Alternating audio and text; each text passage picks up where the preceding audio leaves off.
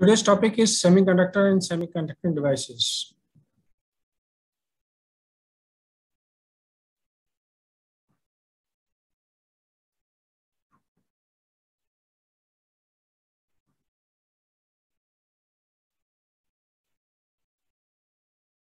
Now, what is a semiconductor? As the name suggests, it is a conductor, but it is not full-fledged conductor. It is semiconductor. It conducts very little. Now, if we compare with the metals, metals are highly conductive.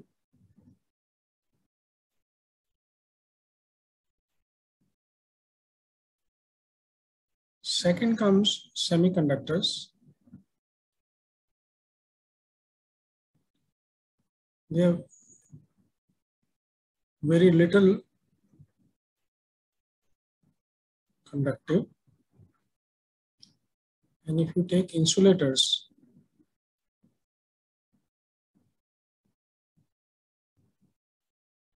they are nearly non-conductive. So our semiconductors lie between metals, which are perfect conductors, and insulators, which are perfect insulators. They don't conduct at all. So this is somewhere in between. Now let us study some properties of semiconductors.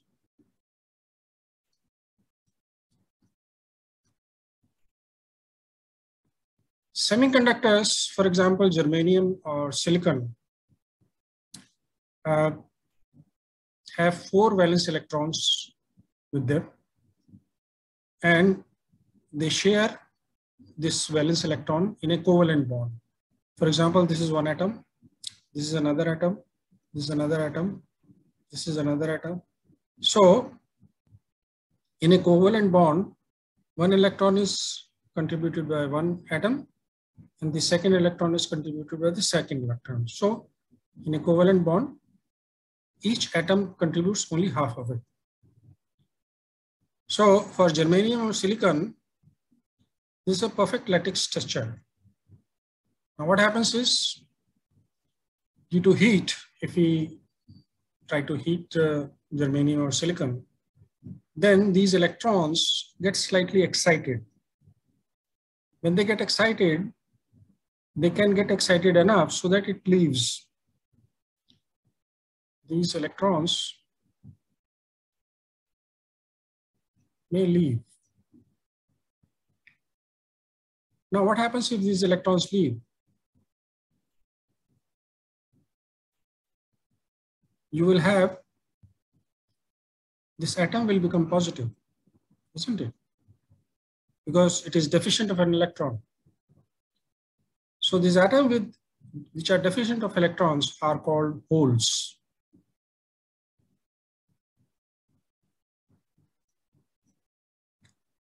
Now, it is not necessary that once a hole is created, it will remain there forever. It is possible that an electron may go back to a hole, fill it up, and excess electron is also gone, hole is also gone. This is called recombination.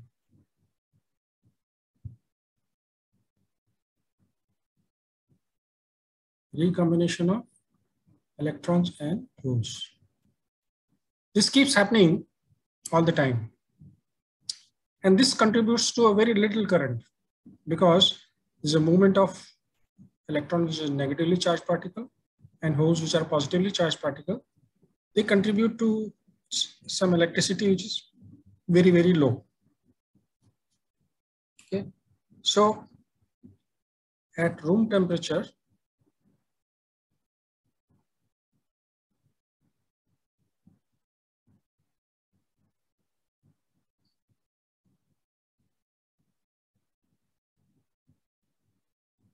the conductivity of semiconductors is very low. So it is not as low as insulator, but still low. Is there a way to make these semiconductors have a better conductivity? Yes. How do we do it? Okay. What we do is we add some impurities to it. And these impurities are primarily, one is called pentavalent.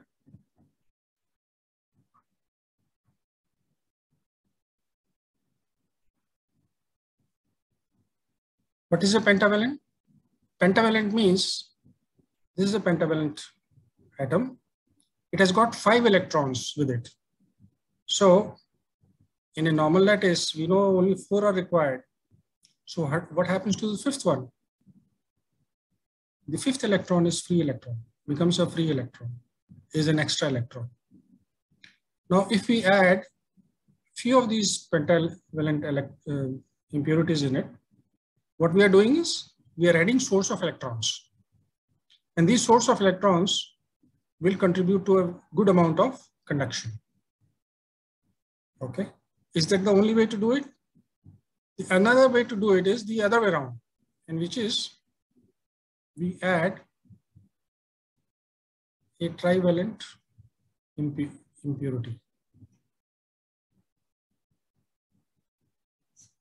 What is a trivalent impurity?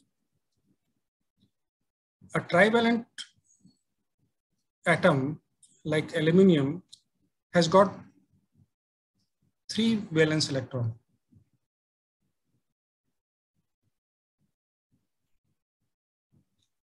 Which means it cannot satisfy complete covalent bonding with its surrounding atoms. Suppose these are 1, 2, 3, 4.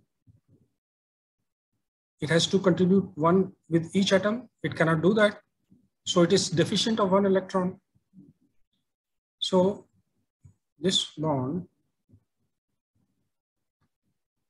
there need to be an electron which is not present. So what happens is this becomes a hole.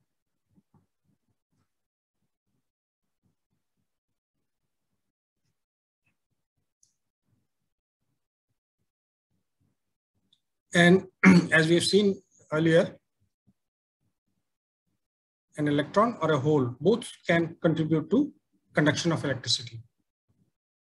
So in this case, a trivalent impurities creates hole, which is also called acceptor impurity, because it is ready to accept electrons. Whereas a pentavalent impurity is called donor impurity because the electrons are donated. And in this case, the electrons are, aluminum is ready to accept electrons. So it is called acceptor impurities. So whether we talk about pentavalent or trivalent impurity, pentavalent impurity gives rise to excess of electrons, wherein trivalent impurity gives us holes. Now,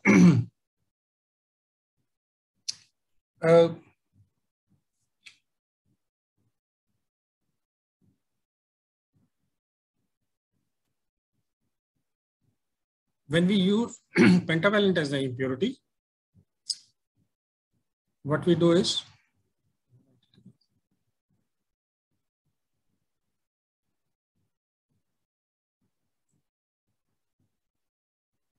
pentavalent impurity results in material which is called N-type. You can remember as N meaning negative, just for the sake of memory. Because when we add pentavalent impurity, the number of electrons increases. And the number of electrons that are there, it is much, much more than the concentration of electrons, number of electrons per cubic meter is far, far more than number of holes per unit per meter cube. Whereas in P-type, P-type is created when we have trivalent impurity.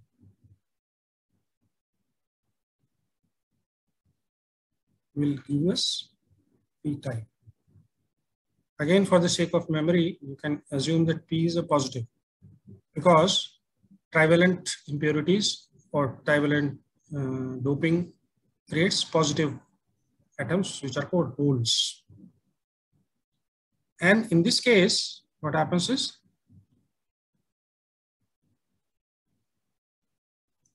number of electrons are much smaller than number of holes, because in p-type semiconductor, it is dominant in holes compared to electrons. Electrons are very few, free electrons are very few, but holes are, there are plenty of holes available. So concentration of electrons much smaller compared to concentration of holes. Okay. Now, this process of adding impurity, whether it is trivalent or pentavalent, is called doping. Doping means adding pentavalent or trivalent impurity to basic semiconductor like silicon or germanium.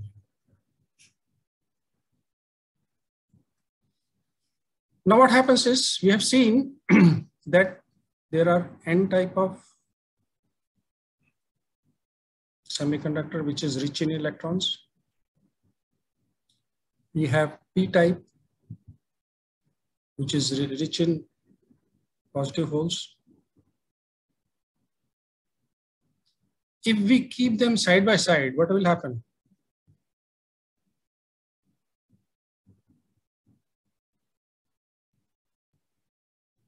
This is rich in electrons. This is rich in holes. So what will happen? Obviously, we've seen in many other phenomena, when concentration of something is high in one area compared to the other area, it tries to diffuse. So holes will diffuse from p to n side. And since electrons are in excess here, the concentration of electrons are in excess on the n side, they will try to diffuse over to p side. So this is as far as holes are concerned. And as far as electrons are concerned, they will try to diffuse from n to p side. Simple diffusion. Diffusion means, diffusion is purely on account of concentration. If the concentration of something is high in one area, it tries to dilute it by diffusing into a dilute area. Okay. So p side, this is n side, and the hole tries to diffuse. They try to go from p to n side.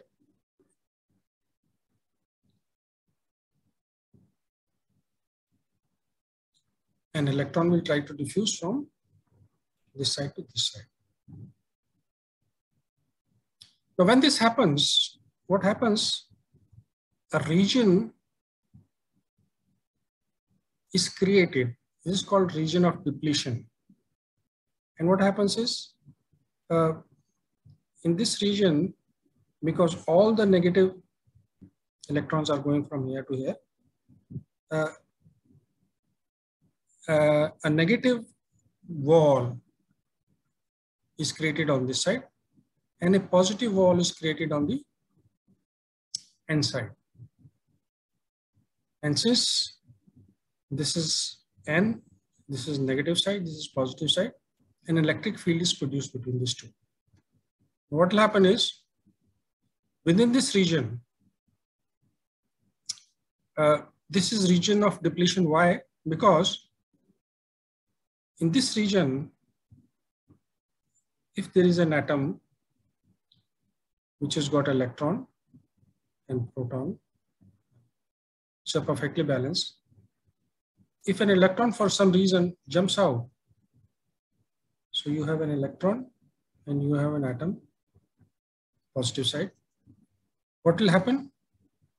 The electron will be immediately attracted by the positive side, immediately.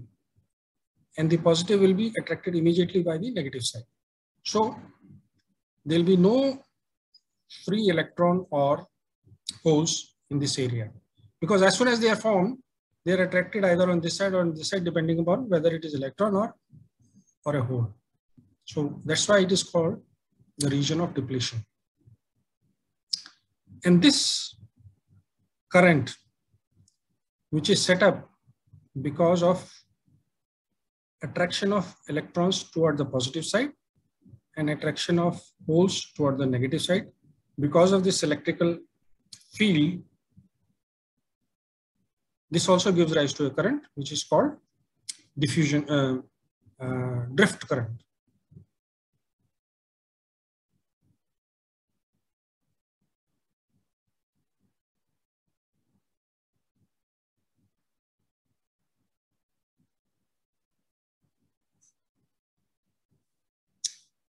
Drift current is purely on account of, because of electrical field.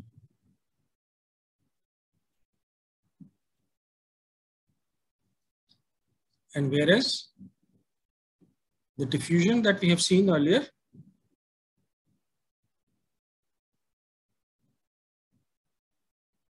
diffusion causes diffusion current. This is purely on account of concentration. Just to recap again, we have two types of current. One is diffusion current and one is drift current. What is a diffusion current? We know diffusion happens because of concentration. In concentration, the positive and the negative particles move, and their movement causes conduction of electricity. It is called diffusion current. On the other hand, in the depletion region, as soon as an electron leaves an atom, they are immediately attracted on the opposite sides, and their movement causes some current which is called drift current. So there are two types of currents. Okay.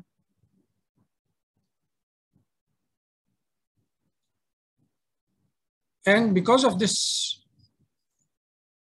depletion region, a potential barrier is created between these two, which if we plot with respect to time, with respect to distance, this is what it looks like. And this is the maximum barrier. Now what happens is, why we call it a barrier? Because let's examine that you have a negative wall here and a positive wall here. An electron wants to shift from this region to this region. What will happen? This is already highly negative. So it will try to dissuade this electron to pass through it. And if it has to pass through it, it has to cross this speed breaker. It has to overcome this voltage. Only then it will be able to cross over.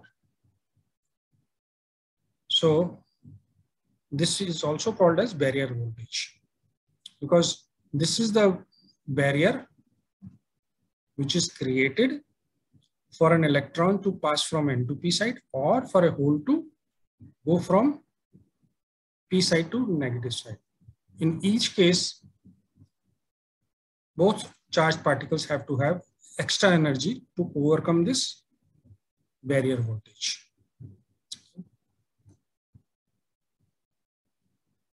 Now, let's examine few cases in which, let's take a simple case when this is totally unbiased. There is no biasing. In this case, if we plot voltage in this region, it rises and becomes steady. Now what is happening? Even if there is no biasing, as we have seen again earlier, some electrons do move, leave its parent atom and leave a hole behind. And because of the simple fact that the concentration of holes here is high, much higher compared to here, and here the concentration of electron is much higher compared to p sides, so diffusion will definitely take place. So we have a diffusion current and we have a drift current also. Drift current we have seen earlier. Now both are nearly same, and the net result is that you don't have any net current available. Now let's do one thing. We put a bias to p side. Bias to p side means we connect p to the positive terminal of the battery and n to the negative side of the battery. Now what happens is, this negative side, the moment we add positive to it, the negativity of this reduces. If the negativity of this reduces, what will happen is, this will cause the barrier height will reduce.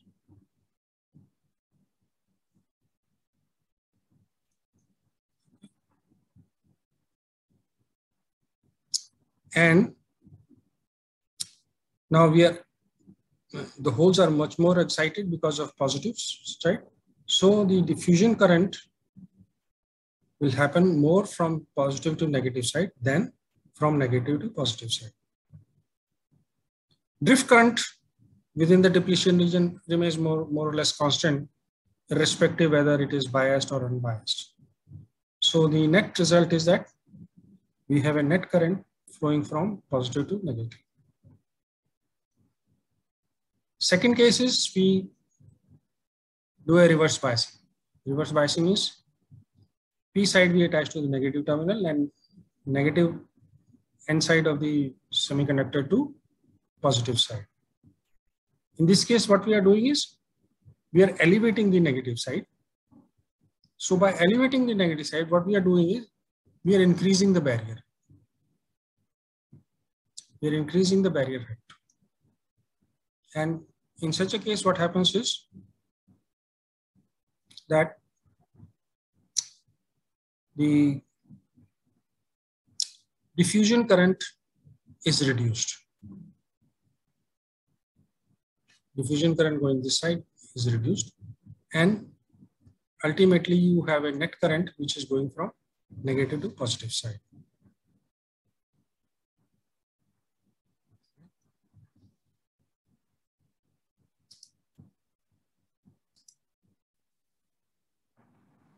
Now this is a graph of effect of amount of forward biasing. If there is no biasing, this is the barrier height. Now what we do is forward biasing, as you have seen already. This is P, this is N. Forward biasing means we add positive to this. This is forward biasing.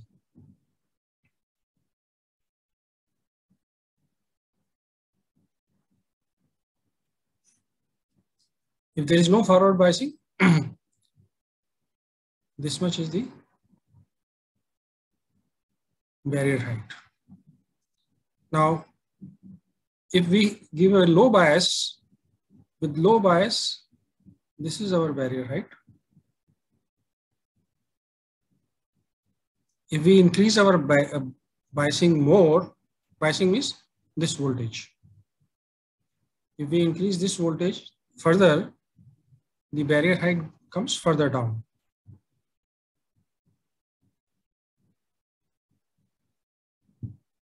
So with increase in biasing, voltage of biasing, forward biasing, the barrier height keeps coming down. Okay. Now in reverse biasing, obviously we expect it to happen the other way around. This is the case. This is the reverse biasing. In reverse biasing, the P side is connected to the negative of the terminal, and the negative N side of the semiconductor is connected to the positive side. Now, if this is the barrier height without any biasing, this is our new height if we do a reverse biasing. So in reverse biasing, we are increasing the barrier height. Okay.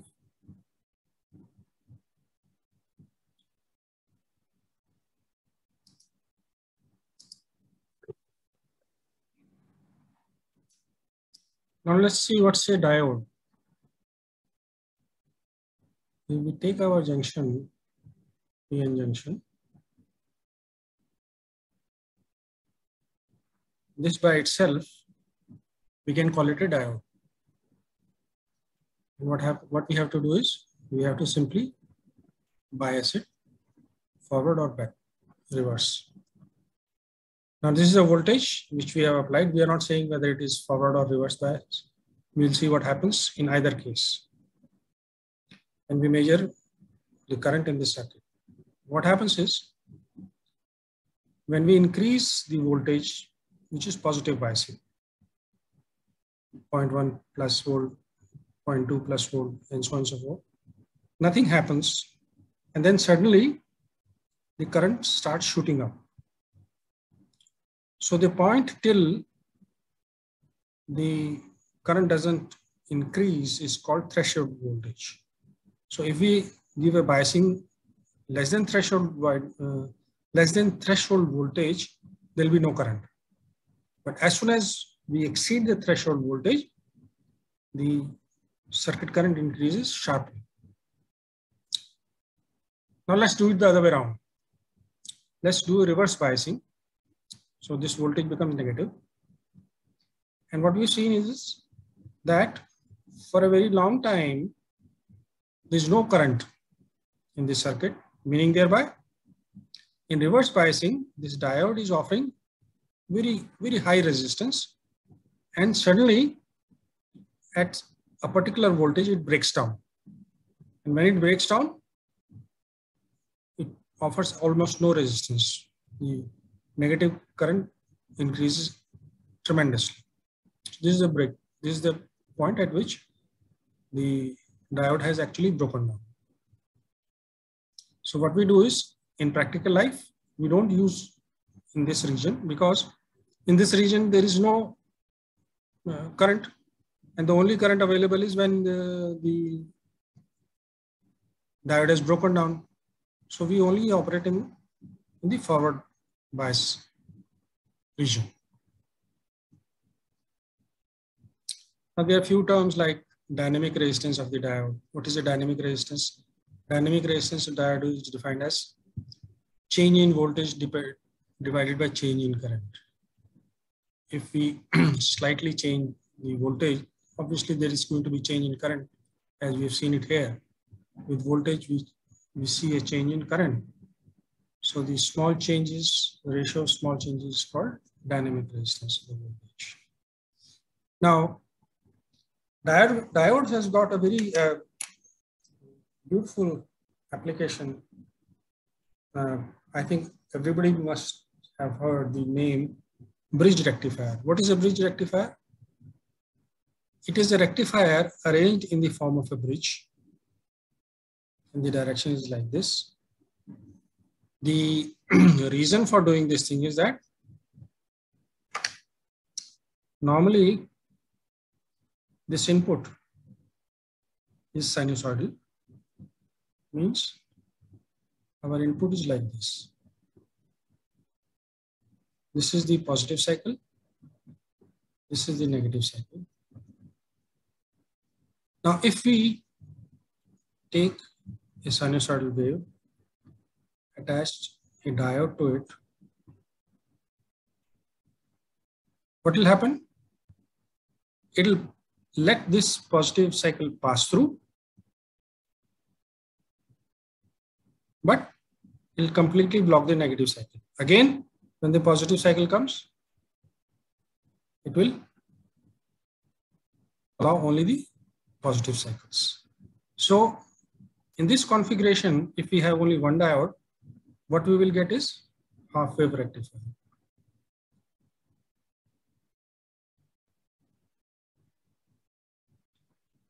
Rectifier means changing DC to AC current to DC current.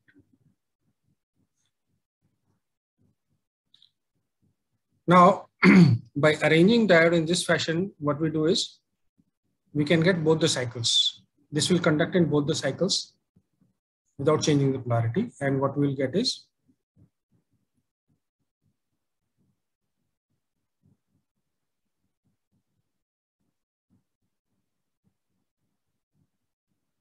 this was our negative cycle. This was our, this was our positive cycle. This was our negative cycle. The negative cycle is not suppressed. Again, this is negative cycle. This is positive cycle. So what we end up is full wave rectifier. In this case, no part of the sine wave is left out. In half wave rectifier, we don't get the negative cycle. We get only the positive cycles. But in full wave rectifier, you get negative cycle as well as positive cycle. Both you get.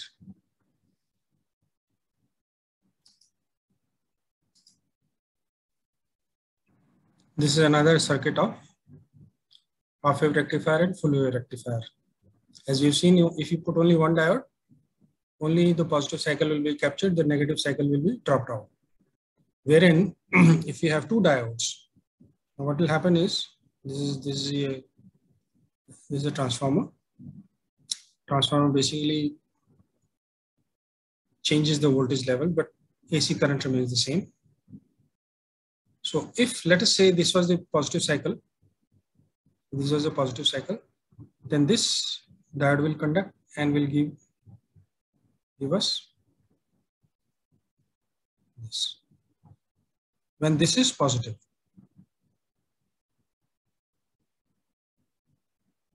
when this is positive, this is obviously negative. So it cannot conduct because it is reverse biased. So as soon as the cycle changes to negative, what happens is this becomes negative and this becomes positive. So this does not conduct. Now this starts conducting and this will give us the second half of the wave. So with single diode, you get only one half of the wave. With two diodes, you get the both the waves.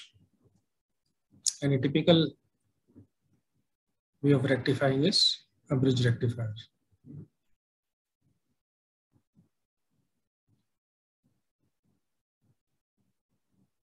Now we've seen that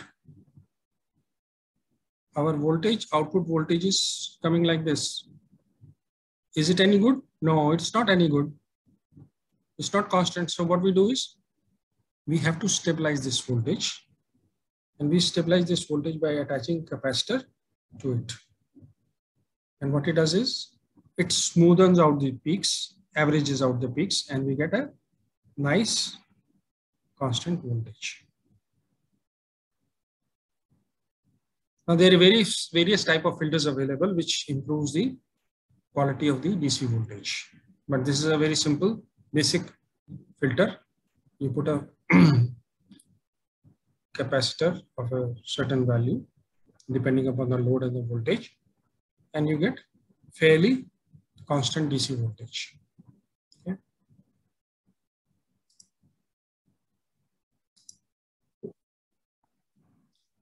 Another beautiful semiconductor is Zener, and we call it Zener diode.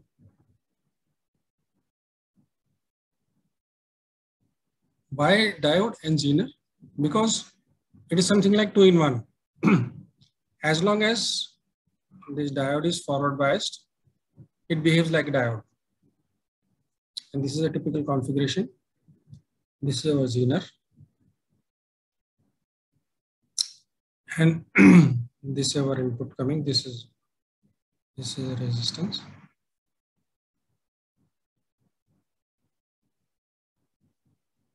This is actually positive. This is negative. Now, this is always put in reverse biasing. The advantage is that, first look at this characteristics. Now, in forward biasing, it is behaving like a normal diode. All right. But in reverse biasing, beyond a certain value, it acts simply like a short, offering no resistance at all. So what will happen if my voltage exceeds this value? It will simply be, if this voltage exceeds some value, what will happen? We will be in this region, and it will offer almost no resistance, meaning thereby this will let all the current pass through directly like this. And our voltage across this will be fixed. Because beyond this, it will not let the voltage go. So my voltage across this output points will remain constant. So this is also known as voltage regulator.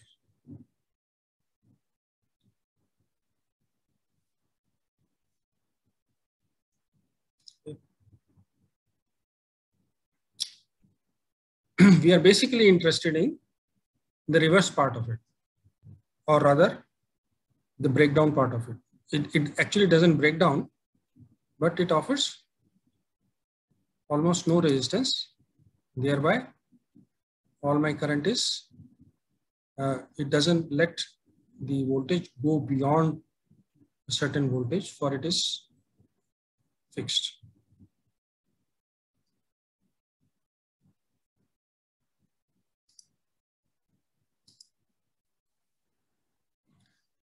Another use of PN semiconductor is photodiode. What is a photodiode? Photodiode is nothing but, as we've seen here, PN junction. And if we subject light to it, then what happens is, and mind it, we have to reverse bias it, the current gets generated.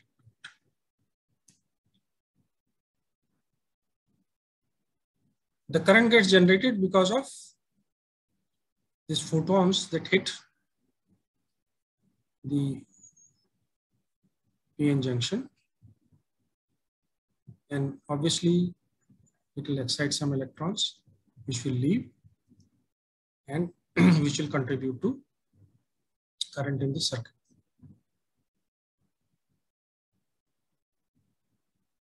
So this is the plot of current.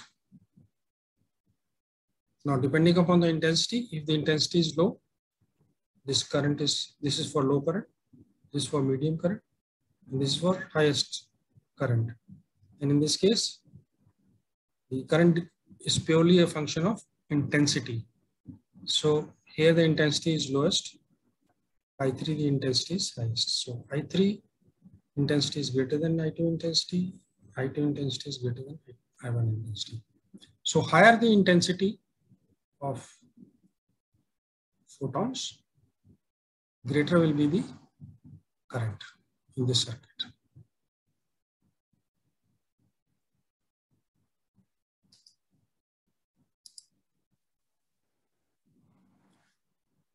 Another device is called LED. LED is light emitting diode. It's basically diode only, but it is heavily doped.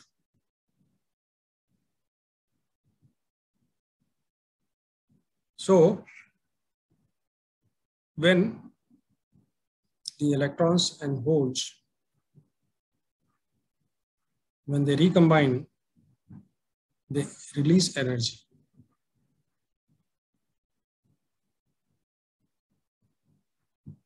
And when they release energy, the energy is released in form of photons.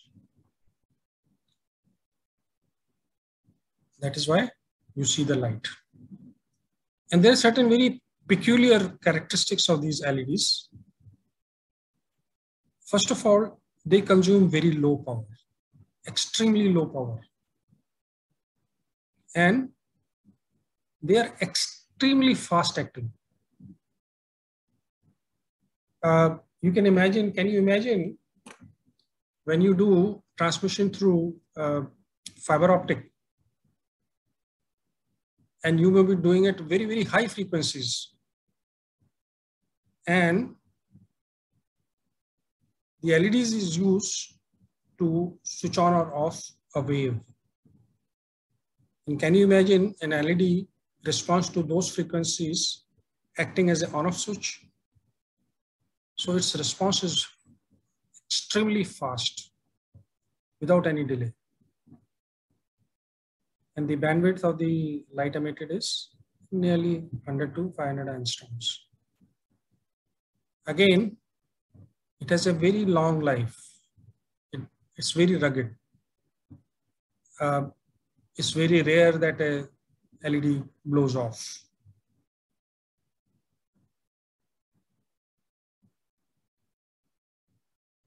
Again, there is another application, solar cells, same thing. Basically photoelectric effect.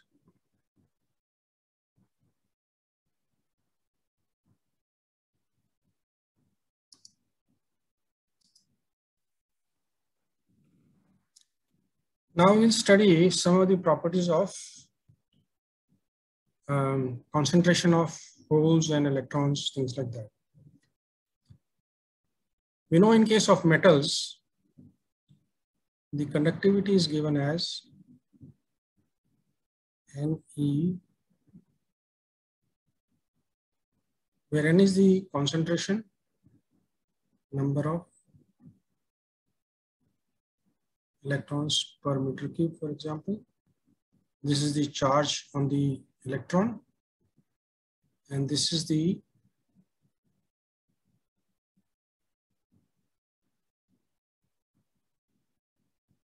drift speed of the electron, and this is the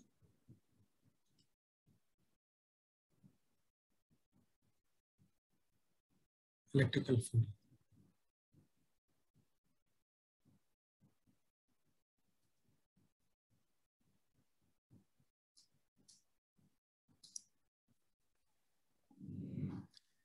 Now, this term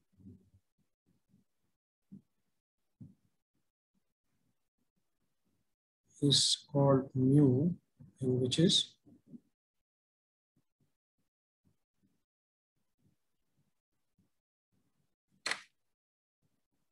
mobility of electron.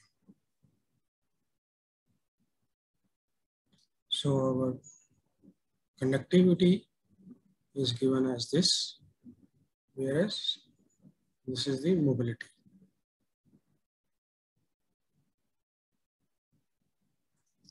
Now, in case of semiconductors, what happens is current is contributed by electrons as well as holes. So the conductivity gets replaced by two components: number of electrons into charge of electron, mobility of electron, plus concentration of number of holes into mobility of number of holes, mobility of holes. Now, one thing very interesting you have to note down is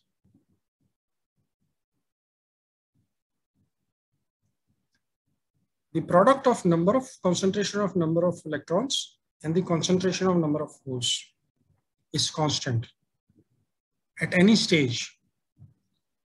It is irrespective of doping. Does not depend upon doping. That means at any stage, if you take a semiconductor, the concentration of number of holes, concentration of electrons, and the concentration of hydrogen holes, their multiplication will be constant. Now what happens when we don't bias anything? When we are not biasing anything, still some current is taking place, and still there are certain electrons that get more separated from the atom. They create holes and then again they combine back. So in its nascent stage, which is called intrinsic stage, there are certain number of electrons, and obviously if the concentration of electrons is X, what will be the concentration of holes? It will be X, because electrically they are neutral. So it is sufficient to say that the product of concentration of holes and electrons will be Ni square.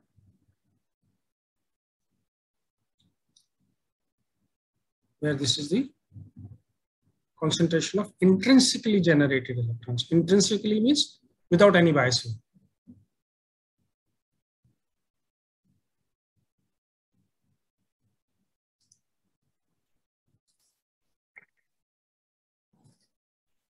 Now another beautiful or widely used application of semiconductor is transistors.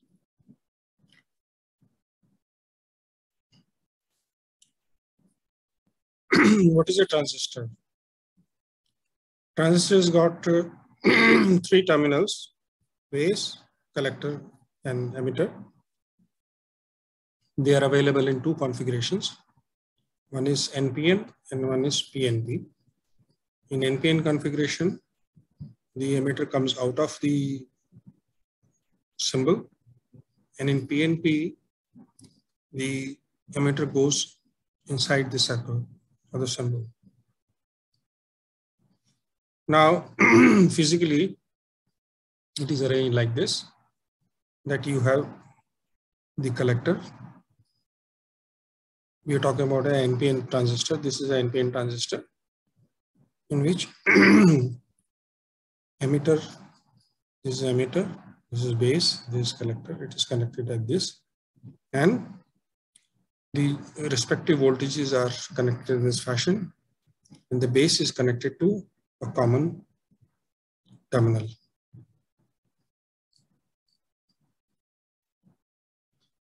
Now, there are certain characteristics of a transistor, and which is that the base of the transistor is lightly doped. So all these 3 things, the emitter, the base, and the collector, which is making the NPN pair. This NPN pair has got different level of doping. The base is highly doped.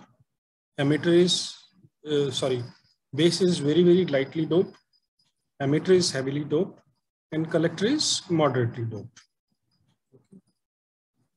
Now, this is the circuit diagram of a typical emitter. This is a common emitter configuration. This particular configuration is called common emitter configuration, because the emitter is common to, this emitter is common to input as well as output. Now, certain mathematics expressions is IE, which is the emitter current. Emitter current splits into 2 parts. One is going to IB and another goes back to IC. So it is the sum of these 2. We define a term alpha, which is IC by IE, and we define another term beta, which is IC by IB. And by manipulating these variables, we get certain expressions, which is IE by IC is equal to IB by IC plus 1, and 1 plus alpha is equal to 1 plus beta plus 1. Now, if we define voltage gain is what? We are interested in how much is the output compared to the input. More the output compared to input, more the voltage gain, that is what we want. So a small change in IB, small change in base current is due to input voltage. This will be denoted by change in voltage of input and RBE. This current depends upon this voltage divided by this resistance, which is this one. In IC, IC is beta IB.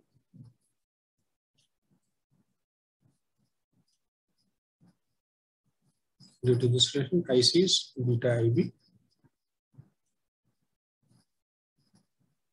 And change in current, change in collector current, since beta is constant, change in collector current will be beta times change in base current. And base current we have already seen.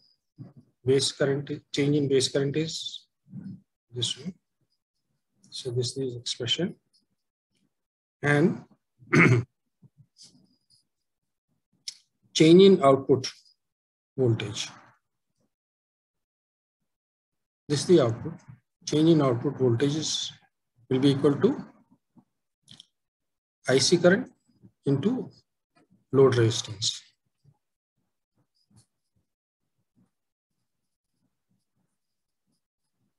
Will be change in collector current into load resistance.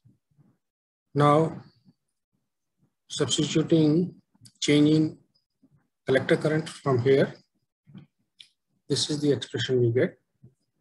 And from here, we get the expression of output voltage divided by input voltages.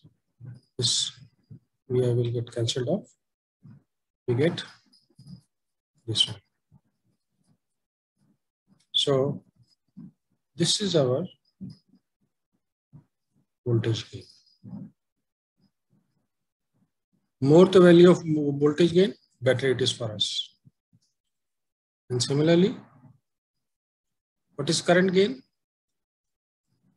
How much is the collector current?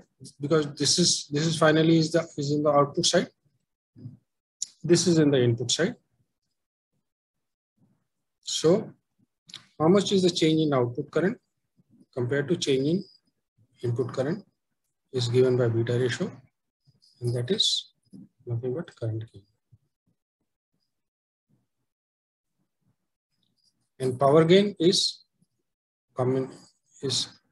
combination of multiplication of these two terms, voltage gain and current gain.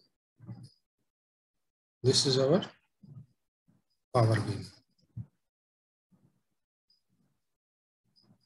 Normally, we are not so much interested in power gain. We are more into the most important ratio for us is the voltage gain. So this is the voltage gain. This is the load resistance. This is the resistance of the base emitter. And this is the beta ratio. Beta ratio is nothing but collector current divided by base current. Now,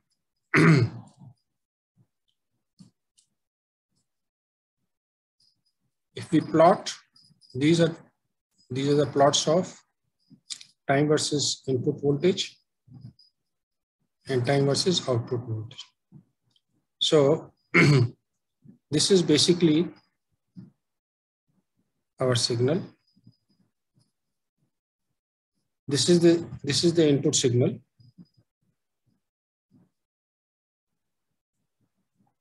And this is the amplified output.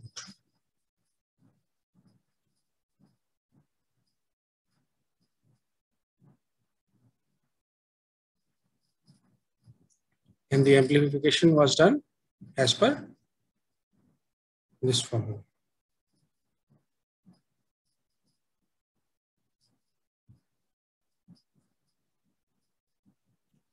Another term quite often used is transfer conductance.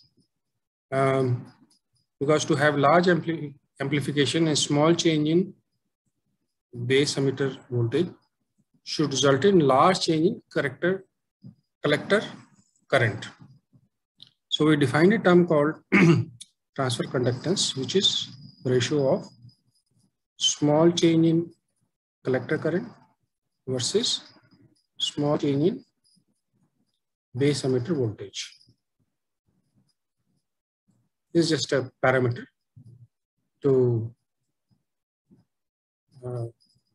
find out the amplification. Another use of transistor is in oscillation circuit. Now what we do in oscillation circuit is that we have a LC network. We've seen LC network earlier. And then there is an amplifier. Amplifier will be basically made up of transistors. So the output of LC network is fed to amplifier, and the output of amplifier is again fed back to LC network. So this makes sort of a closed loop. And the output of the amplifier is the oscillator output. Now the purpose of the oscillator output is basically it is to convert AC voltage to DC voltage. And the frequency of the output is given by this formula, whereas L is the inductance and C is the capacitance of the circuit.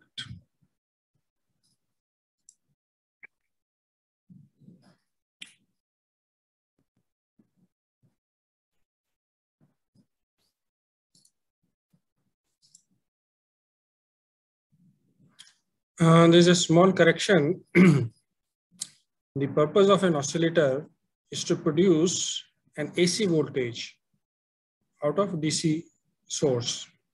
Many times we have a DC source only and we want to produce AC voltage, and that is where the oscillation circuit is required.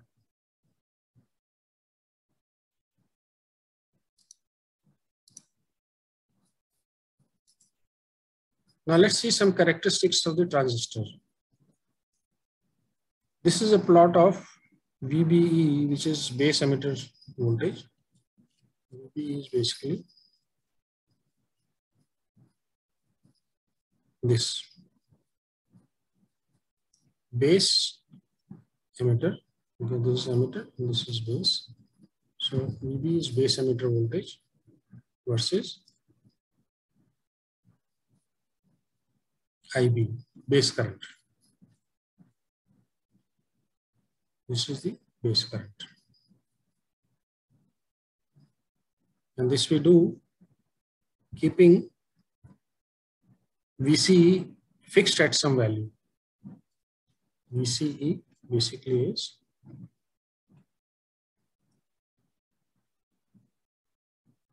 CE, collector emitter, this voltage.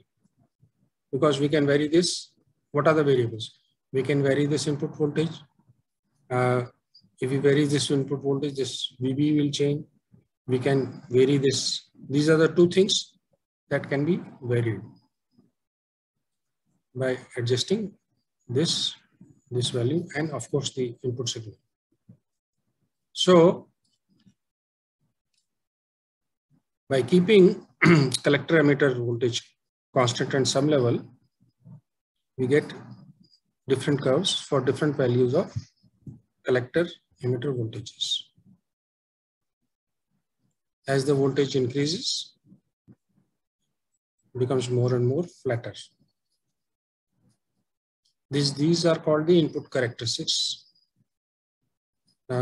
because IB is the base current, which is primarily an input parameter.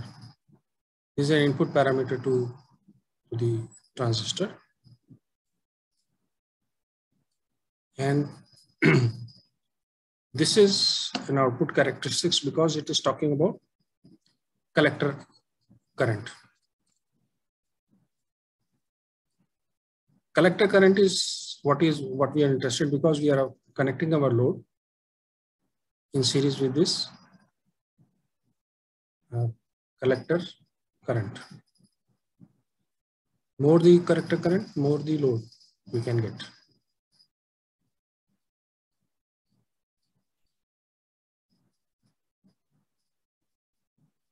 So we are plotting collector emitter voltage versus collector current. Collector emitter voltage we have already seen. This is collector emitter voltage. This versus this IC.